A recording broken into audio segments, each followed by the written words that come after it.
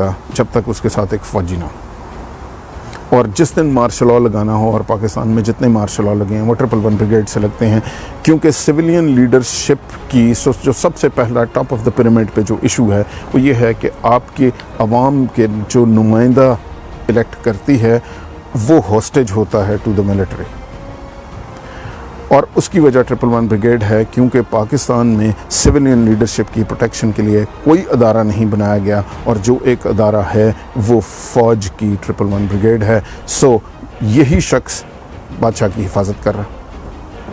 सो वो अपने मुहाफ़िज़ से डरता है। जिस दिन मार्शल लॉ लगना होगा सिर्फ एक ब्रिगेडियर को फ़ोन जाना है 111 ब्रिगेड के कि जी मार्शल लॉ लग गया, तो मार्शल लॉ लग गया, और दूसरी तरफ कोई है नहीं। अब अमेरिका में क्या स्ट्रक्चर है? अमेरिका में तमाम सिविल स्ट्रक्चर को प्रोटेक्ट करने के लिए सीक्रेट सर्विस है। सीक्रेट सर्विस पहले डिपार्टमेंट ऑफ ट्रेजरी को रिपोर्ट करती थी, अब होमलैंड सिक्योरिटी को रिपोर्ट करती है। सीक्रेट सर्विस जो है $multi-billion ट्रेंड है, टोटल सिविलियंस हैं, लेटेस्ट वेपन है, एयरफोर्स 1 से लेके उनकी जो प्रेसिडेंट की गाड़ी है, जो उसके साइलोज हैं, जो उसकी बीवी बच्चे, हर शख्स को प्रोटेक्ट सीक्रेट सर्विस करती है। अमरीकी फ़ौज का कोई शख्स वाइट हाउस में घुस भी नहीं सकता। वो किसी तरह घुसने की कोशिश करेगा तो सबसे पहले सीक्रेट सर्विस है जिसका काम है उसे प्रोटेक्ट करना। सो सिविलियन तमाम चीज़ों को प्रोटेक्ट करने के लिए एक कॉन्स्टिट्यूशनली अलग फोर्स रेज की जाती है, और ये किसी भी मुल्क में फ़ौज नहीं प्रोटेक्ट करती। यही स्ट्रक्चर यूके में है, यही स्ट्रक्चर कनाडा में है, यही स्ट्रक्चर इंडिया में।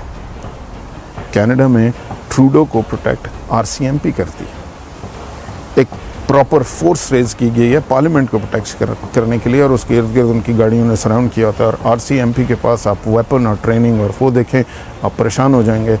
Nobody can dare challenge the civilian leadership within Canada because civilians are protecting it. India में जो मोदी की सिक्योरिटी है वो सारी की सारी सिविलियन लीडरशिप के पास है। सो पहली चीज़ जो आपकी इस्टेब्लिशमेंट को पावर दे रही है, जिसने एक बंदा कंटिन्यूसली वज़ीर आज़म के इधर खड़ा किया हुआ है, जिसको आपको हटाना ज़रूरी है, मुल्क के इंटरेस्ट में ज़रूरी है, और सारी दुनिया में हटा हुआ है, वो आपको 111 ब्रिगेड हटाना पड़ेगा। और 111 ब्रिगेड की जगह आपको कॉन्स्टिट्यूशनली एक फेडरल सिक्योरिटी फोर्स क्रिएट करनी पड़ेगी जो कि तमाम सिविलियन लीडरशिप, सिविलियन इंफ्रास्ट्रक्चर को प्रोटेक्ट करेगी। अब आप ये कहेंगे कि जी ये तो ऐसा क्यों नहीं किया गया? मसला ये है कि आज आप ज़रा खान साहब को कहें कि आप एक फेडरल सिक्योरिटी फोर्स क्रिएट करने की कोशिश करें और 111 ब्रिगेड को हटाएं, तो कल उनकी हुकूमत चली जाएगी। और ये सिर्फ इन्हीं की नहीं, जिसकी मर्ज़ी आप कर लें, क्योंकि फ़ौज को पता है कि ये नहीं होने देना। और एक्चुअली तो फेडरल सिक्योरिटी फोर्स एग्जिस्ट करती थी, और जब 5 जुलाई 1977 को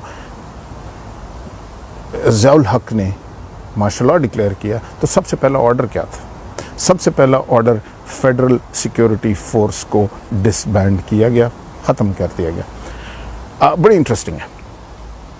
भुट्टो साहब ने एक फेडरल सिक्योरिटी फोर्स रेज की थी जिसका एग्जैक्टली यही काम था कि तमाम सिविलियन लीडरशिप और सिविलियन इंफ्रास्ट्रक्चर को फेडरल सिक्योरिटी फोर्स प्रोवाइड करेगी, को प्रोटेक्ट करेगी। वो बहुत हैवीली फंडेड थी, टोटल फ़ौज से उसका कोई ताल्लुक नहीं था, लेकिन वेपन, ट्रेंड बंदे, हर चीज़ थी। उसको अक्यूज़ किया गया कि जी कसूरी साहब के एक साहब हैं, उनके कत्ल में फेडरल सिक्योरिटी फोर्स इन्वॉल्व थी, और इस एलिगेशन पे फेडरल सिक्योरिटी फोर्स को डिसॉल्व कर दिया गया। मुझे नहीं पता कि कसूरी साहब के मर्डर में इन्वॉल्व थे या नहीं थे, लेकिन मेरा सवाल ये है कि पाकिस्तान में और कितनी एजेंसियों को या गवर्नमेंट के महकमों को आज तक डिसॉल्व किया गया? किसी को नहीं किया गया। क्या आपके ख्याल में पुलिस ने बड़े गंद नहीं मारे? लेकिन पुलिस को तो आपने डिसॉल्व नहीं किया। कस्टम ने बहुत गंद नहीं मारे, उसको तो डिसॉल्व नहीं किया। FIA ने बहुत, कौन सा महकमा है जो किसी ना किसी चीज़ में इन्वॉल्व नहीं रहा, लेकिन कोई ऐसा महकमा है जो कि आज तक बैन किया गया हो? फेडरल सिक्योरिटी फोर्स सबसे पहला ऑर्डर मार्शल लॉ लगते ये था कि इसे बैन किया जाए, क्योंकि फ़ौज को ये आइडिया था, फ़ौज को नहीं कहना चाहिए, मैंने कहना कि जी दिस इज़ रॉन्ग।